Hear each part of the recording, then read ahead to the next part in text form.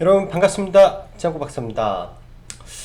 오늘 아침에 새벽이죠. 일어나니까 날씨가 정말로 많이 쌀쌀해졌다라는 걸 좀 느꼈습니다.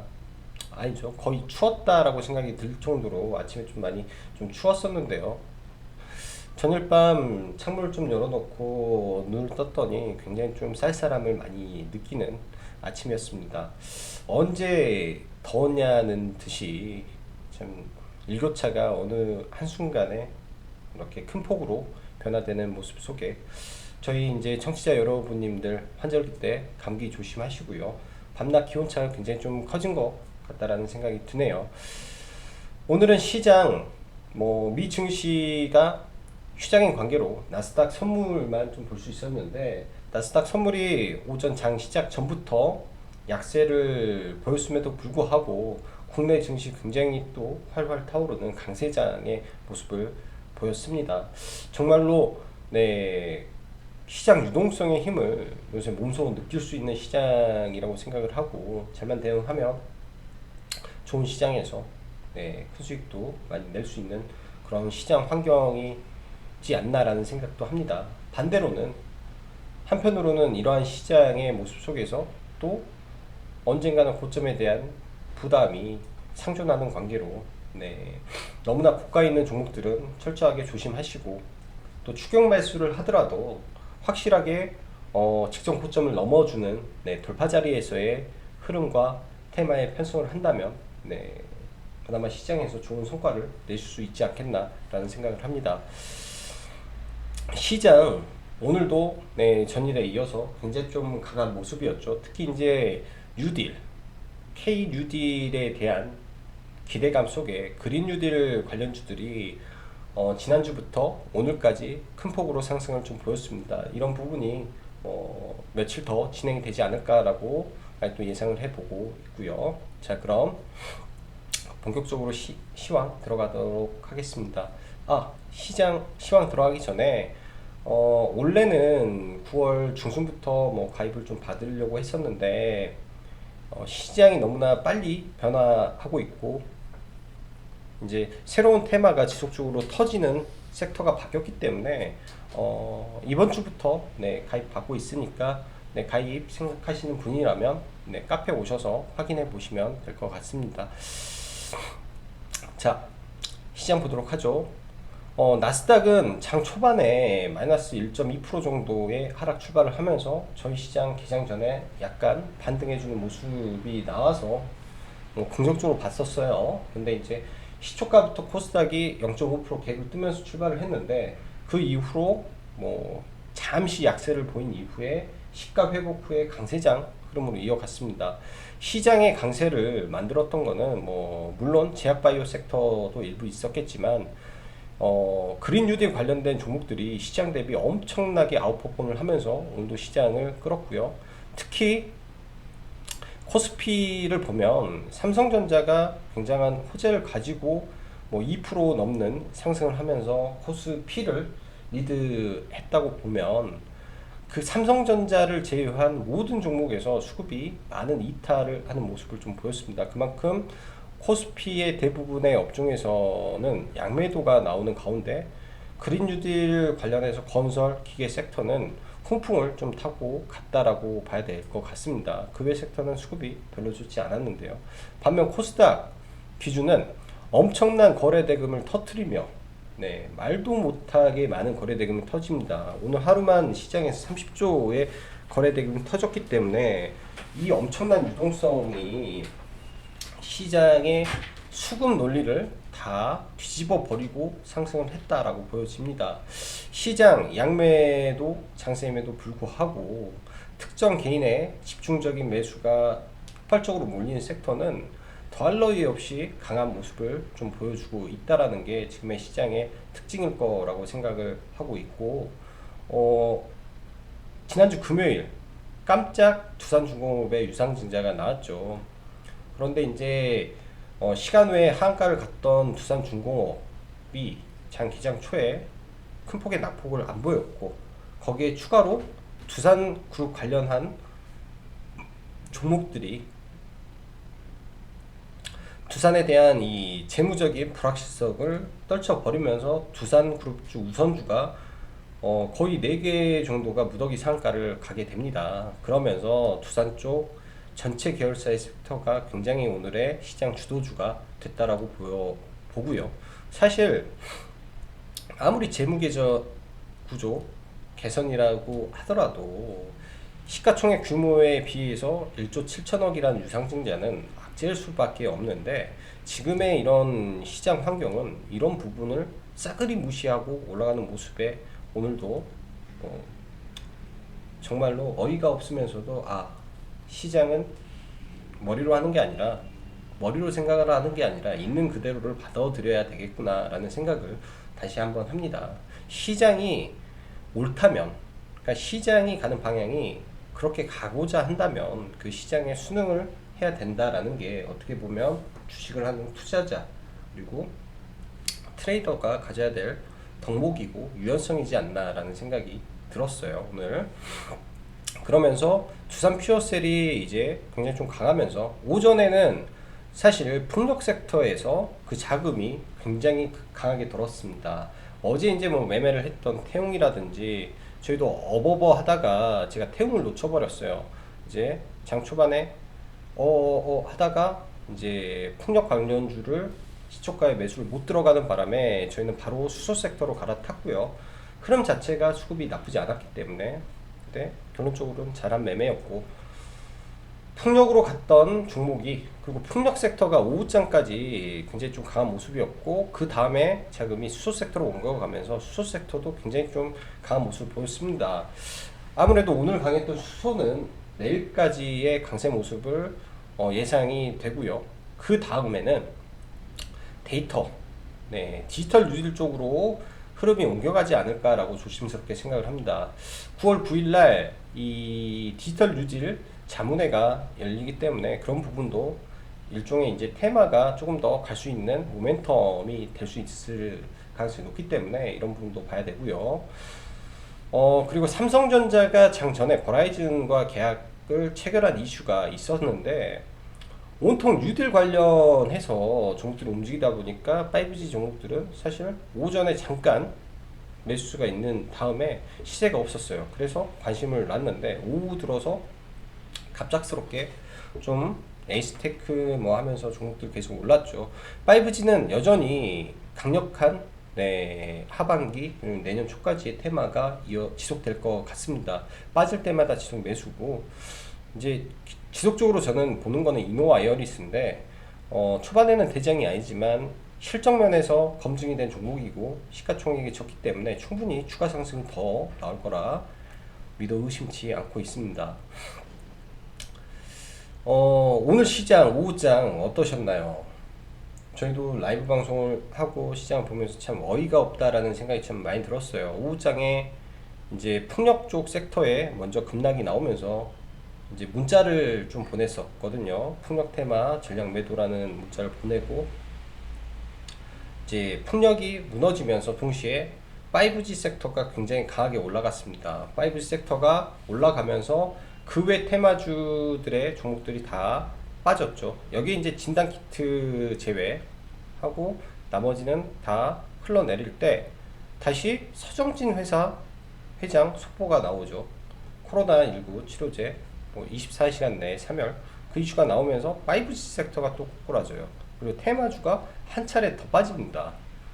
너무나 빨라요. 이 말 그대로 시장의 한머니가 굉장히 뜨겁게 옮겨가고 있기 때문에, 시장은 물론 오늘 굉장히 좋았는데도 불구하고 많은 분들이 또 고점에 물리는 낭패를 볼 수도 있는 시장이지 않았나 라고 생각이 듭니다. 즉 시나리오와 매수 자리를 기다리는 매매 전략이 절실히 필요한 시장이다 라고 판단이 됩니다. 급등한다고 다 따라가는 게 아니라, 급등하면 어느 자리에서 급등하는지, 즉 섹터와 함께 직전 고점을 돌파하는 급등이라면 그런 게 이제 돌파 매매 추격 매수가 가능한 거고요. 그렇지 않은 상태에서 뭐 이슈가 뻥, 뉴스가 뻥, 특징주가 짠 하고 나타났을 때 그 구간을 확인하지 않고 매매를 한다면 단기간에 또 큰 손실이 날 수밖에 없습니다. 잘하는 사람들도 또 경험이 많은 사람들도 다 물려요. 그런 자리에서. 저도 마찬가지고요. 그래서 차트를 볼 때 일봉을 항상 옆에 펴놓고 분봉을 보셔야 됩니다. 즉 일봉이 우선이에요. 첫째 일봉, 두 번째 분봉인데 분봉에서도 돌파 이후에 재돌파 타점을 노려야 됩니다. 한 방에 가는 경우도 있겠지만 한 방에 가려면 훨씬 더 강력한 모멘텀 그리고 시장에서 합리적인 이유 그런 게 나왔을 때 한 번에 가는 거지, 그렇지 않고서는 올랐다가 항상 눌림을 주기 때문에 이런 자리에서 충분히 매매도 가능하다라고 생각을 합니다. 당연히 분봉을 볼 때는 거래량을 먼저 보면서 거래량이 터지는 걸 보고 분봉상 돌파가 나온다면 이런 자리에서 들어가는 게 돌파 매매죠. 그렇기 때문에 추격 매수가 어쩔 수 없이 해야 된다면 이런 거는 확인을 하고 했으면 좋겠습니다. 그렇게 돼야 매매가 깔끔하고 또 손실이 최소화할 수 있지 않을까라고 생각이 되고, 오늘 시장은 뭐 여러 가지 테마가 있었겠죠. 여기 빠졌는데 수젠텍의 점상이 이제 진단키트 섹터에도 훈풍을 주긴 했습니다. 이제 바디텍 매드죠. 제가 바디텍 매드를 지난번에도 말했고 오늘도 바디텍 매드 좋다라고 라이브 때 말씀드렸는데, 그리고 녹십자 웰빙에 이제 코로나 관련된 부분, 그리고 또 뭐가 있을까요? 갑자기 생각이 안 나는데 나노엔텍도 뭐 진단키트 이슈인 것 같아요. 시간에 때 올라가고 종가 때 올라가고 하는 모습이 그만큼 이 진단키트 섹터도 오늘 시장 대비해서 흐름이 나쁘지 않았었다라고 생각이 됩니다. 자, 그리고 지난주 금요일부터 사실 카카오뱅크가 내년 상장 예정인데 관련주로 그러니까 보유하고 있는 종목이죠. 예스24 한국금융지주가 금요일하고 오늘 급등세는 모습 보입니다. 사실 추격 매수하기는 부담될 거라고 보고 나중에 이런 종목들이 시장의 대장이구나라고 알렸기 때문에 앞으로 뭐 한 3개월 정도 후에 보면 좋을 거라고 생각이 되네요. 잘 기억했다가 3개월 정도 후에 눌렸을 때 추격 매수보단. 그 다음 5G 섹터 여전히 좋습니다. 이노와이어리스 여전히 탑픽으로 보고 SK바이오팜 코스피 200 조기 편입 예정이 9월 11일이기 때문에 그 기간에 맞춰서 매매를 하면 될 것 같네요. 자, 일단 오늘은 해외 지수를 하나 볼게요. 나스닥. 지금 나스닥 선물이 좀 빠지고 있고 테슬라도 하락을 하고 있기 때문에 뭐 이런 하락 모습이 나오겠지만 양봉으로 끝나는 모습이 나온다면 기술적 반등이 나올 수 있는 자리는 맞아요. 이제 11선까지의 기술적 반등을 하고 얘가 직전 고점을 돌파할지 못할지가 관점인데, 돌파 못하면 여기에서 이렇게 또 조정입니다. 그만큼 시장은 이런 박스권으로 갈 가능성이 좀 높지 않을까라고 보여져서 이런 데 있는 변동성이 시장에 많을 거예요. 그리고 시장 자금 자체가 물론 시장의 대기 자금도 어마어마하게 많습니다. 하지만 시장의 신용융자 자금도 무시 못하게 많아요. 그 말은 시장이 급락을 할 때 생각보다 많이 빠질 거다라는 거죠. 우리나라 증시 지난주 목요일 굉장히 감사한 일입니다. 지난주 금요일 날 굉장히 감사하고, 저는 사실 이렇게 두 방 떨어지기를 바랬던 사람 중에 하나예요. 근데 그렇게 안 떨어지고 올라갔다라는 것도 감사한 거고, 시장의 유동성 그리고 신고가가 얼마 남지 않았기 때문에 그런 흐름까지 치고 올려가려고 하는 지금 관성이 작용하고 있다라고 보여집니다. 말 그대로 신고가 쳤을 때 특히 조심하자로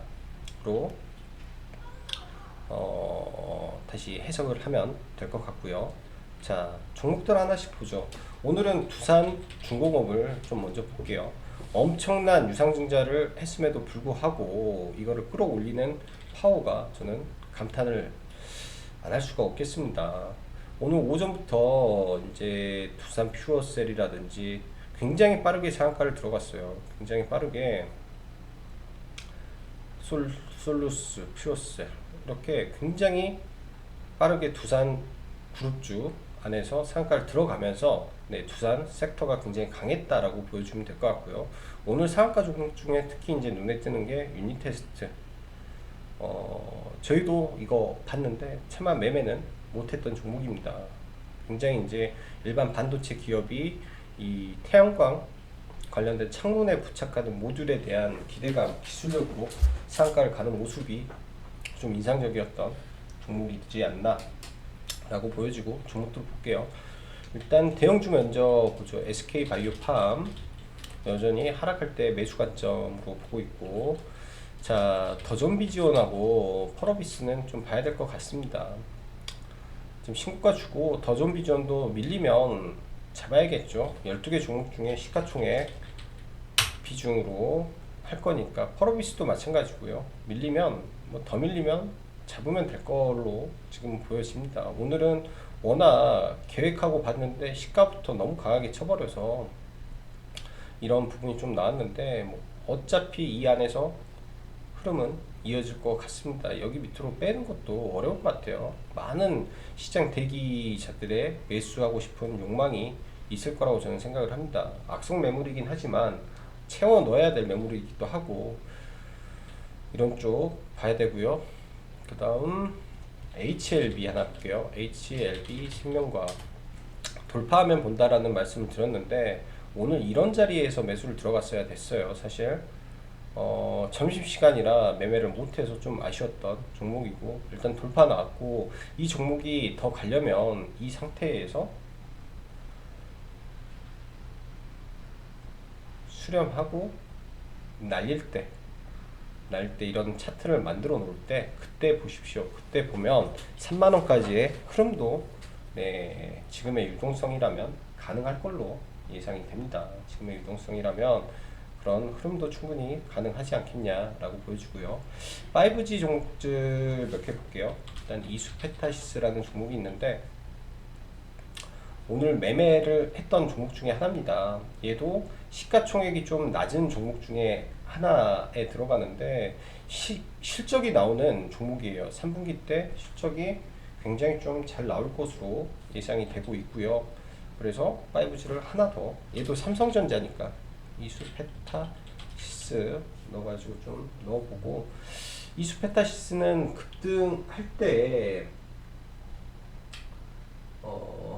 좀 따라 붙어서 일단은 그냥 매도 간단하게 한 3% 정도 될 건데 매도하고 일단 다시 좀 보려고 생각을 하고 있습니다. 신고가를 어떤 흐름으로 만들어줄지 추세가 좋기 때문에, 그래서 이수페타시스도 긍정적이고, 이노와이어리스 여전히 네, 매수 관점으로 본다라고 생각을 합니다. PNT처럼 계속 갈 가능성이 높고 추가 상승을 더 봐야 된다라고 생각이 되네요.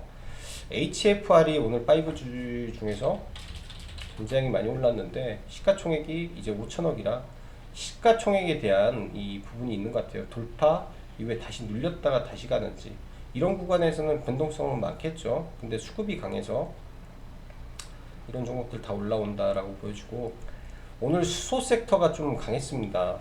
수소 전에는 동국 SNC가 굉장히 좀 강하게 올라왔고, 오늘 오전에 태웅 잡으려다가 태웅을 매수를 못했어요. 태웅 잡으려다 태웅을 매수를 못하고, 이제 저희가 매매한 거는 JNK 히터를 이제 오전에 이제 아침에 매수가 들어갔죠.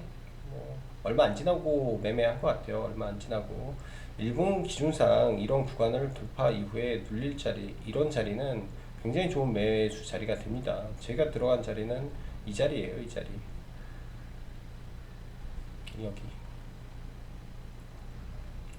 여기에서 매수가 된 거예요. 여기에서 매수를 하고, 그 다음에 눌릴 때 여기서 추가 매수를 하고, 그 다음에 여기서 매수가 됐네요. 여기서 또 추가 매수를 하고, 이 자리에서 매수가 됐으면 좀 더 좋았겠지만, 그래서 물량 가지고 넘어갑니다. 내일 한 번 더 파동이 나올 것 같아서 비중만 추가를 해놓고 가져가고 있고요. 오늘 수소 섹터 전반적으로 다 좋았죠. 수소만 좋은 게 아니라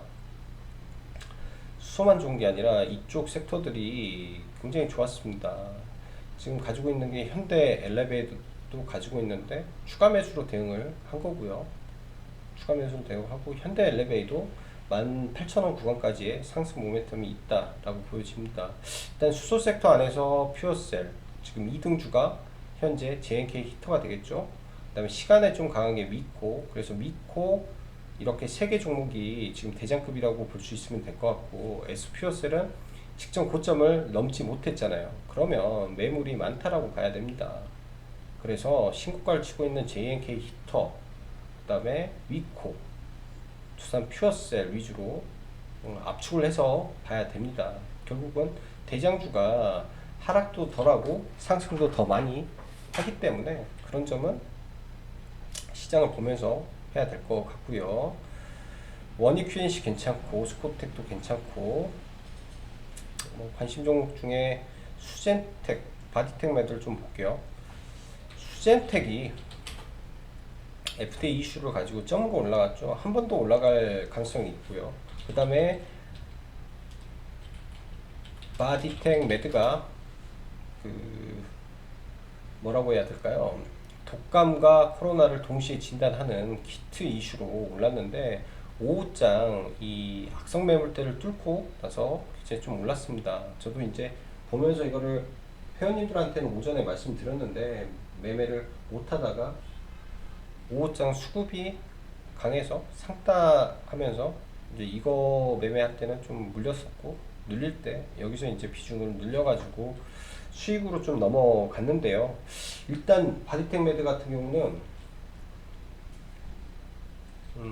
시간 외에서 여기서 반 매도했고요. 그 다음에 상한가가 이때 한번 풀려서 그 다음에 다시 상한가 들어가줬을 때 전략 매도를 좀 했습니다.